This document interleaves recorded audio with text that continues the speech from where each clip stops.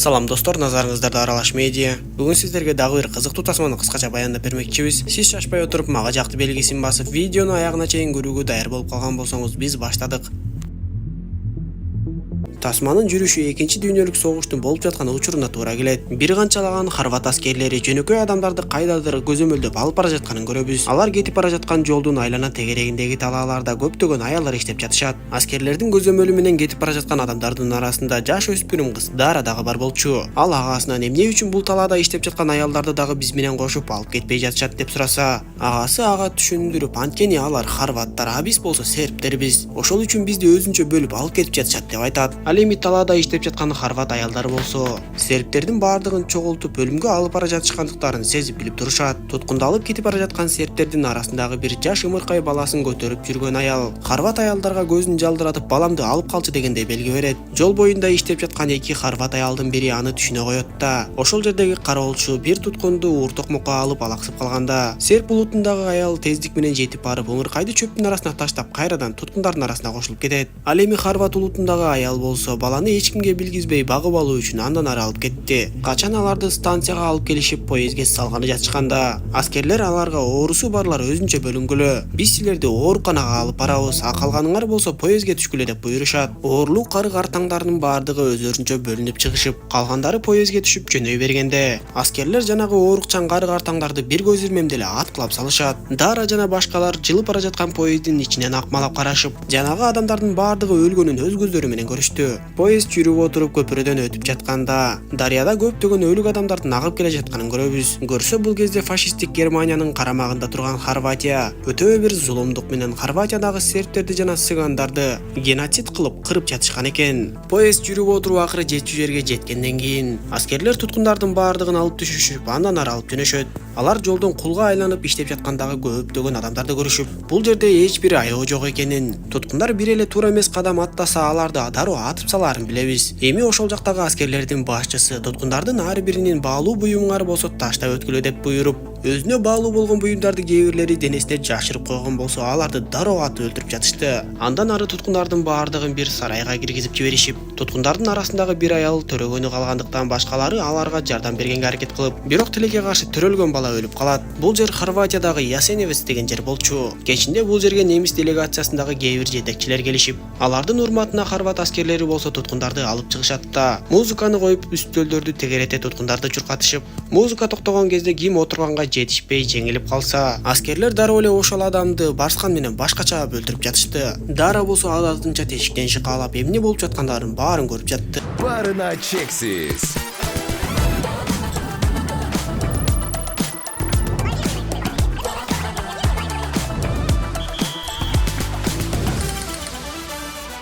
Барына чексиз.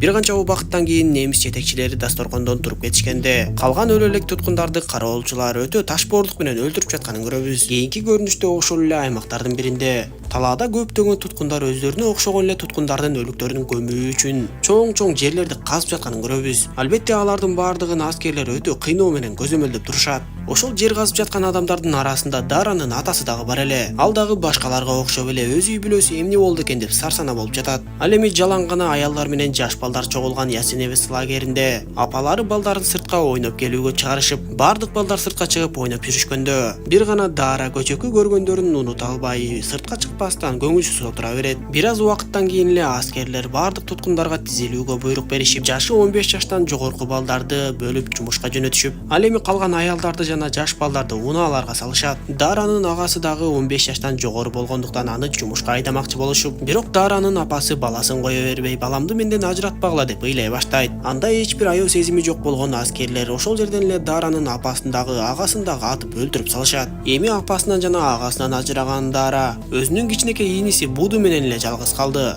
Аларды ташыган унаалары болсо дагы бир башка лагерди көздөй жөнөдү. Даранын атасы Мили болсо көпчүлүктүн арасында өлүктөрдү түшүрүп көмүп иштеп жатып эле. Бир кезде өлүктөрдүн арасынан аялы менен баласын көрүп көзүнө жаш алат. Ал кайгысынан улам эч нерсе кыла албай эле ошол жерде туруп калып, аз жерден эле кароолчулар аны дагы атып сала жаздашты. Өзүн жыйнап өзүнө келген мейли болсо, аялы менен баласын өз колу менен анга тоголотуп, көпчүлүк менен кошо көмүп жайына узатат. Ал эми Дара болсо башкалар менен бирге аялдардын жана жаш балдардын лагерине келишет. Ал жерде туткундарды көзөмөлдөгөн аял бардыгын текшерүүгө алып, оорусу барларды аныктап дароо ооруканага жөнөтөт. Бирок Даранын билишинче, ооруканага кеткен адамдар эч качан кайтып келишкен эмес. Кезек Дарага келип, ошол аял Дарадан: "Сенин иниң оорукчан окшойт, биз аны ооруканага жөнөтөлү. Анын үстүнө сен өзүң жаш болуп туруп иниңди кантип карамак элең" деп айтса, Дара аларга болбой: "Мен инимди жакшы эле карайм, анан да ал оорубай эле турат" деп айтып, бактыга жараша ошол жердеги бир аял Будуну мен карайм деп өз колуна алат да Будунун ооруканага жөнөтүлүшүнөн сактап калат.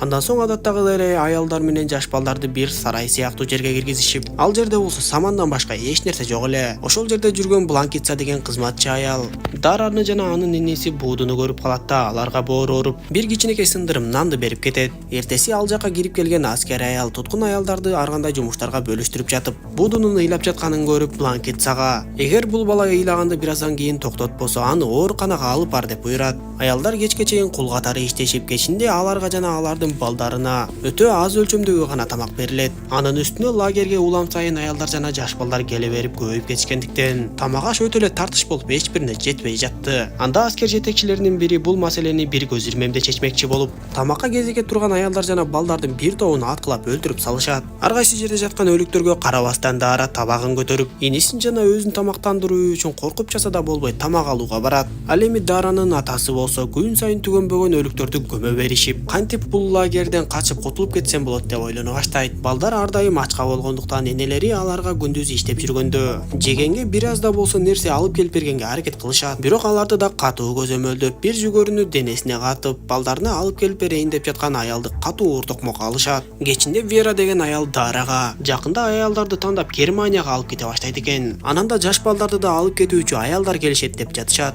Эгер ошондойлор келип калса, сен иниңди сөзсүз аларга берип сал. Анткени алар жаш балдарды ар кандай үй бүлөлөргө алып барып берип салышат. Алар болсо балдарды багып алышат деп түшүндүрүп, бул лагерде калсак эч кандай жакшылык көрбөйбүз деп айтат. Эртеси ал айткандай эле аялдарды балдарынан ажыратып, аларды Германияга алып кетмекчи болушуп, каршылык көрсөткөндөрдү турган жеринен эле аткылап салып жатышты. Кечеки Вера деген аялдын дагы аты чыгып, ал дагы Германияга жөнөп, эми өзүнүн иниси менен кошо анын балдарын дагы Дара карап калды. Эми ошол калган каткан балдардын баардыгын окутушуп, алардын өз улутун, салт санааларын унуттуруп, хорваттардын ураанын көтөрүп эле тарбиялай башташат. Даранын атасы Били болсо ар кайсы адамдардан сураштырып жүрүп отуруп, кызы Дара жана баласы Будунун кайсы бир лагерде тирүү жүрүшкөндүгүн билип, эми чындап эле бул жерден качып ошол лагерге жетүүнү көздөй баштады. Лагерге болсо унаа келип, ал жерден 10 баланы бөлүп алып кетишет. Албетте ал балдарды хорват үй бүлөлөрүнө бала катары тапшырып беришмек. Дара дагы Вера айткандай Будуну аларга берип салайын деп. Бирок Буду кандай күндү көрөт деп андан ажырагысы келбей өзү менен алып жүрө берет. Бир күнү эле Будунун эти ысып ооруй баштайт. Аны байкап калган Бланкитса Дарага: "Мен Будуну ооруканага алып барышым керек. Эгер оору башкаларга да жугуп кетсе, анда мени кошо өлтүрүп салышат" деп айтканына болбой, Буду эртең эле айыгып кетет деп Дара аны бербей коет. Бирок Буду айыкпай эле күн сайын ого бетер катуулап ооруй берип, чындап эле анын оорусу башкаларга да жуга баштайт. Акыры аскер аял аны байкап калат да Бланкитсаны катуу тилдеп Будуну ооруканага алып кетип, эгер башка да балдар ооруй баштай турган болсо, аларды дароо атып салгыла деп буйрат. Ошентип күндөр өтүп, Будудан ажыраган Дара күндөрдүн биринде эле ооруканага кирип, иниси Будуну көрүп чыгууга аракет кылып, бирок кароолчулардын эч кимиси аны киргизбейт. Бир күнү кызматчы Бланкитса Дарага келип, "Сенин ийниң Буду дагы эле тирүү" деп айтат. Анан да ал Дарага кароолчулар кайсы маалда алмаша тургандыгын айтып, "Сен Будуну көрөм десең, ошол кароолчулар алмашкан мезгилдеги гана мүмкүнчүлүгүң бар. Бирок өз өмүрүңдү өтө чоң коркунучка саласың" деп айтып кетет. Дара тобокелге салып ошол учурда Будуга кирип барат да ага атайын сактап жашырып жүргөн алмасын берет. Бирок ал жетишпей калып, аны кароолчулар көрүп калганда, Бланкитса аны коргоп, "Бул кызды мага жардамчы кылып кошуп беришти" деп коет.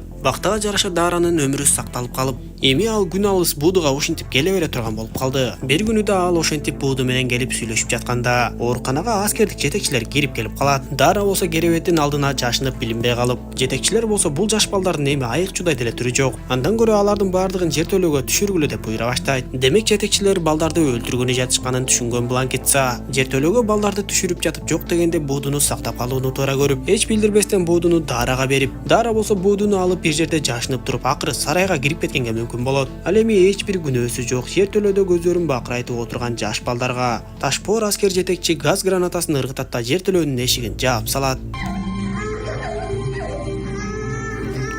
Ал эми Бланкитса болсо дарага келет да. Эртең бул жерге дагы балдарды алып кетүү үчүн унаа келет. Алар алып кете турган балдардын тизмеси менде бар. Бирок кете турган балдардын бири бүгүн жертөлөдө өлдү.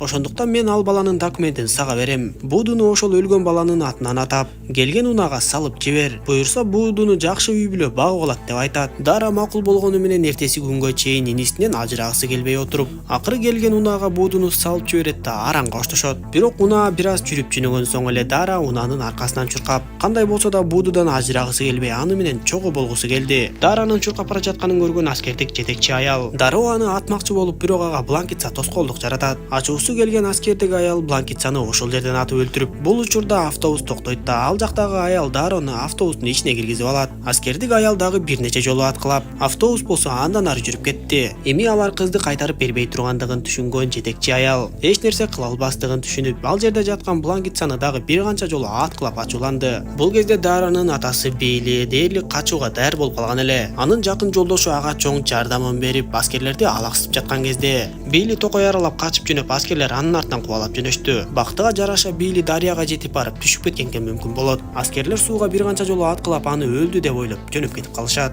Ал эми автобустагы Дара болсо ал жердеги жетекчи аялга мени инимден ажыратпаңызчы, экөөбүздү бир үй бүлөгө бериңизчи деп суранат. Ошол автобус көпүрөдөн өтүп бара жатканда бактыга жараша Даранын атасы Бейли аман калганын көрөбүз. Албетте Дара анын атасы көпүрөнүн алдында тирүү жатканын кайдан билсин? Атасы дагы көпүрөдөн өтүп жаткан автобусту көрүп, бирок анын ичинде кызы менен баласы бара жатканын билбейт. Айтор ушундай каардуу заманды сүрөттөгөн тасмабыз соңуна чыгат достор. Видео жаккан болсо мага жакты белгисин басып, дос тааныштарыңыз менен бөлүшүп койгонду унутпаңыз. Кийинки видеолордон көрүшкөнчө аман болуңуздар.